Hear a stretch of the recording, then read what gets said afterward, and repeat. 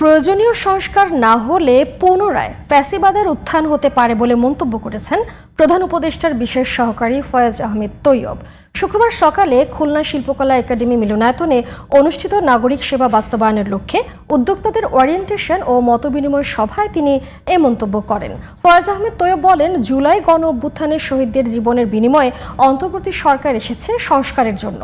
প্রয়োজনীয় সংস্কার না হলে পুনরায় ফ্যাসিবাদের উত্থান হতে পারে।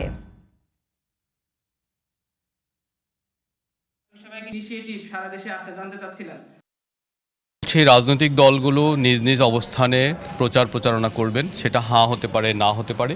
কিন্তু যেহেতু রাষ্ট্রের শৃঙ্খলার জন্য গণভোটের ম্যান্ডেটটা সংস্কারের ম্যান্ডেটের উত্তরাধিকার প্রশ্নে এসেছে, সেজন্য সরকারকে হ্যাঁ প্রশ্নেই নাগরিককে সচেতন করতে হবে। কারণ এটা ছাড়া আমাদের মুক্তি নাই, এটা ছাড়া ফ্যাসিবাদ ফিরে আসবে।